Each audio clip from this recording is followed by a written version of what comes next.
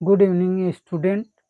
जैसा कि हमने आपको कल बताया था अनुप्रस्थ एवं अनुदैर्ध्य तरंग, तो मुझे विश्वास है कि कल आप लोगों को समझ में आ गया होगा।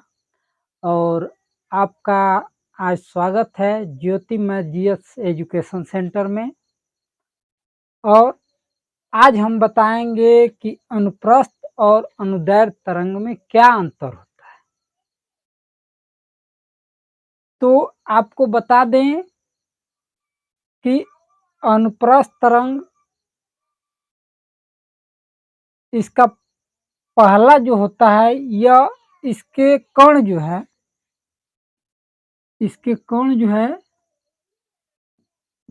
तरंग चलने की दिशा के लंबवत कंपन करते हैं। मतलब मान लीजिए ये तरंग यदि इधर को चल रही है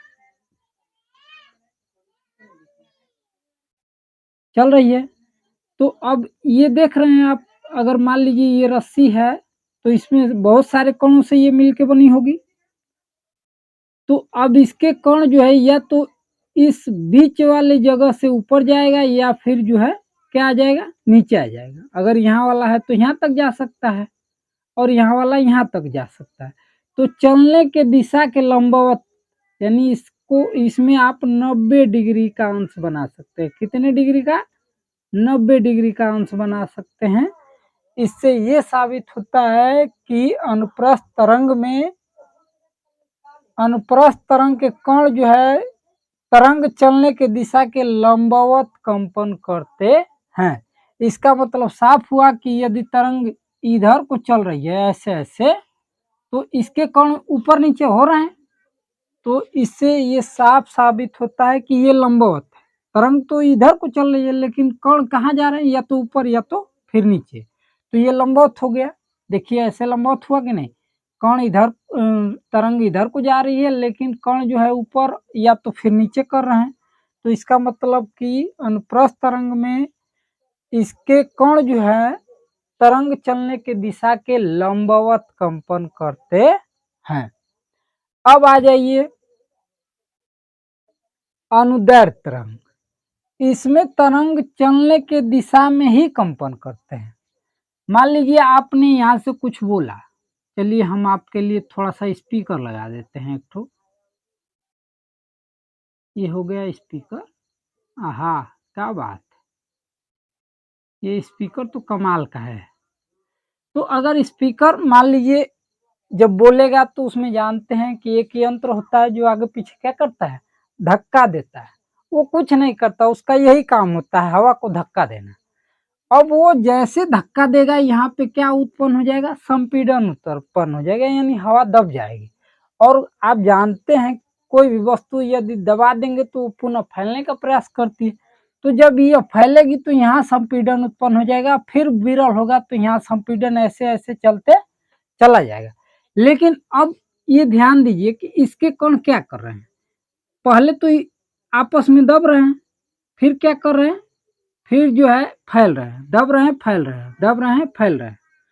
तो इसका मतलब कि यदि तरंग इधर को चल रही है तो इसके कण किधर गति करेंगे, या तो आगे या तो पीछे, आगे या तो पीछे, आगे या तो पीछे। इस तरंग में जो है कण तरंग चलने के दिशा में ही गति करते हैं, आगे पीछे करते हैं। बात समझ में आ गई होगी, नहीं तो फिर से दोबारा समझा देते हैं। ये मान लीजिए आपने स्पीकर पे कुछ बोला और ये जो है यहाँ पे विरल उत्पन्न करेगा, फिर ये फैलेगा तो यहाँ पे संपीड़न होगा, पुनः फिर विरल होगा। ऐसे करते करते इसको जो है हम आगे तक बढ़ाते हैं। इसका मतलब ये हुआ कि अनुदैर्ध्य तरंग इधर को जा रही है, क्या कर रही है, इधर को जा रही है। लेकिन अगर एक कण की बात करें, इसमें एक अगर कोई कण है तो वो कण क्या करेगा, या तो चिपकेगा या तो फिर दूर हटेगा, चिपकेगा दूर हटेगा, ऐसी प्रक्रिया जो है आगे तक चलती चली जाएगी। इसके मतलब इसका कण किधर को गति कर रहे हैं, अपने जगह से या तो आगे को या तो पीछे को, आगे पीछे ऐसे करते हुए ये चलता है। तो जिस दिशा में तरंग जा रही है उसी दिशा में इसके कण क्या करते हैं, गति करते हैं। और जबकि इसमें क्या था, ऊपर नीचे कर रहे थे, इसमें आगे पीछे कर रहे हैं। तो इसीलिए इसमें जो है तरंग की दिशा में ही इसके कण गति करते हैं। ये हो गया दोनों में पहला अंतर। अब आ जाइए दूसरा अंतर। अनुप्रस्थ तरंग जो है श्रृंग और गर्त के रूप में चलती है। श्रृंग, श्रृंग किसे कहते हैं? मान लीजिए आपने रस्सी को ऐसे झटका दिया तो अब जानते हैं कि वो ऐसे ऐसे करती हुई जाती है। तो उसमें जब ऊपर उठती है, जो सबसे ऊपर उठती है उसे हम क्या कहते हैं? श्रृंग कहते हैं। क्या कहते हैं? श्रृंग कहते हैं। और जो सबसे नीचे होता है उसे हम क्या कहते हैं? गर्त कहते हैं। गर्त मतलब खाई, अश्रृंग मतलब सबसे उच्च चोटी। तो ये देखिए, अगर मान लीजिए किसी नदी में भी या शांत जल में यदि आप पत्थर फेंक देते हैं तो उसमें भी क्या आता है? एक श्रृंग बनता है, एक गर्त बनता है, श्रृंग बनता है, गर्त बनता है, ऐसे बनते हुए चला जाता है जब तक कि इसकी एनर्जी खत्म ना हो। तो श्रृंग का सीधा मतलब समझिए कि चोटी यानी सबसे ऊपर वाला भाग, और गर्त का मतलब सबसे नीचे वाला भाग। तो यह जो है अनुप्रस्थ तरंग किस रूप में चलता है? या तो श्रृंग या तो गर्त के रूप में, यानी श्रृंग और गर्त के रूप में चलता हुआ चला जाता है। तो इससे साफ है कि जो सबसे ऊंचा है उसको हम श्रृंग कहते हैं, जो नीचे है उसे क्या कहते हैं?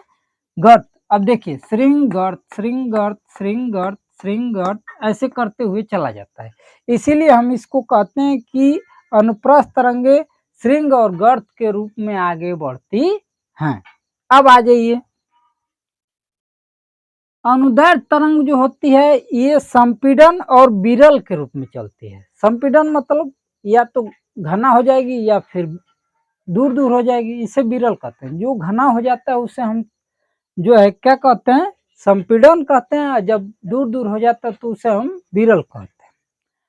तो अब देखिए, ये संपीड़न है, यहाँ पे ये बहुत घना हो गया है, इसे हम क्या कहते हैं? संपीड़न कहते हैं। क्या कहते हैं? जो ये देख रहे हैं दूर दूर है, इसे हम क्या कहते हैं? विरल।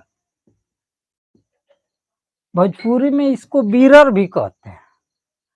तो संपीड़न और विरल के रूप में ये तरंग जो है आगे को बढ़ती है। इसका मतलब इसमें और इसमें अंतर देखिए, तो ये श्रृंग और गर्त के रूप में चलती है, जबकि ये संपीड़न और विरल के रूप में चलती है। ये दो अंतर हो गए। अब आइए तीसरा अंतर।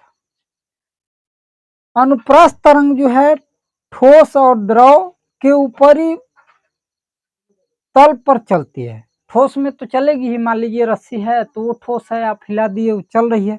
लेकिन द्रव के कहाँ चलती है? ऊपरी तल पर। ये देख रहे हैं, आपने जब किसी शांत जल में पत्थर फेंका तो उसका ऊपरी हिस्सा ऐसे ऐसे होता है, पूरा अंदर तक नहीं होता, अंदर वाला बिल्कुल शांत होता है। तो इससे ये पता चलता है कि ठोस और द्रव के ऊपरी सतह पर ये क्या होता है? चलता है। अब आ जाइए, यह द्रव के भीतर नहीं चलता और गैस में भी नहीं चल सकता, गैस के अंदर भी नहीं चल सकता, क्योंकि उसमें कोई ऐसा प्रावधान ही नहीं है जिससे उसको ऊपर नीचे किया जा सकता। अब आ जाइए, अब अनुदैर्घ्य तरंग ठोस, द्रव और गैस तीनों में चलता है। कहाँ चलता है? ठोस, द्रव और गैस तीनों में चलता है। देखिए, जैसे हम बोलते हैं तो किसी को सुनाई देता है, तो इसका मतलब कि ये गैस हो गया। हमारे आगे जो है सब गैस है, चारों तरफ इस वायु है, गैसों का ये एक समूह होता है। तो बोलते हैं तो वो जा रहा है, तो ये गैस के माध्यम से जा रहा है। और ठोस में तो आप जानते हैं कि रेल के पटरी पे ट्रेन आ रही होती है, यदि कान सटाएंगे तो वो ठोस से ही बनी होती है, लेकिन वो रेल के पटरी पर सुनाई देने लगता है। तो इससे पता चलता है ठोस द्रव हो गया। और द्रव में भी यही होता है, कभी आप देखे होंगे पानी में यदि डूबे होंगे तो कोई बोलता है तभी उसमें थोड़ा बहुत सुनाइए देता है। तो इसका मतलब ये हुआ कि अनुदैर्घ्य तरंग ठोस, द्रव और गैस तीनों में चलता है। अब आ जाइए लास्ट। अब अनुप्रस्थ तरंग जो है इसमें दाब और घनत्व में परिवर्तन नहीं होता, मतलब एक ही दाब एक ही घनत्व रहता है, बस हिलता है। क्या करेगा? हिलेगा। लेकिन अगर अनुदैर्घ्य तरंग में आ जाएं तो हम बताए हैं आपको कि ये क्या करता है, पहले घना होता है फिर विरल हो जाता है। तो ये प्रक्रिया, इसमें दाब में परिवर्तन होता रहता है। तो इसका दाब और घनत्व, घनत्व जानते हैं, किसी चीज को दबा देंगे तो उसका घनत्व ज्यादा हो जाता है, और अगर छोड़ देंगे तो क्या होगा, घनत्व कम हो जाएगा। तो इसमें जो है दाब और घनत्व में परिवर्तन होता है, यही अंतर है अनुप्रस्थ एवं अनुदैर्घ्य तरंग में। एक बार लास्ट में बता देते हैं कि अनुप्रस्थ तरंग का कण जो है तरंग चलने के दिशा के लंबवत कंपन करते हैं। तरंग यदि इधर को जा रही है तो इसके कण ऊपर या नीचे कंपन करेंगे। तो यदि ऊपर लेंगे तब भी ये 90 डिग्री का कोण बना देगा, और नीचे लेंगे तब भी ये क्या करेगा, 90 डिग्री का कोण बना देगा। चल तो रही है तरंग इधर, तो 90 डिग्री का कोण मतलब इसको लंबवत बोलते हैं। क्या बोलते हैं, लंबवत। तो इसमें तरंग जब चलती है तो इसके कण जो है उसके लंबवत कंपन करते हैं, यानी तरंग इधर जा रही है लेकिन कण ऊपर नीचे कंपन करेंगे। अब आ जाइए अनुदैर्घ्य तरंग में। अनुदैर्घ्य तरंग के कण जो है, तरंग जिधर को चलती है उधरे को आगे पीछे ये जो है ऐसे ऐसे करके कंपन करते हैं। इसका मतलब तरंग चलने की दिशा में ही कंपन करते हैं, या तो आगे कर लें या तो पीछे। अब आ जाइए, अनुप्रस्थ तरंग श्रृंग और गर्त के रूप में चलता है, या आप ये कह सकते हैं कि ऊपर जाता है फिर नीचे जाता है, ऊपर नीचे होता रहता है। यह जो है संपीड़न और विरल के रूप में चलता है, मतलब घना होता है फिर विरल होता है, घना होता है विरल होता है, इस तरह से चलता है।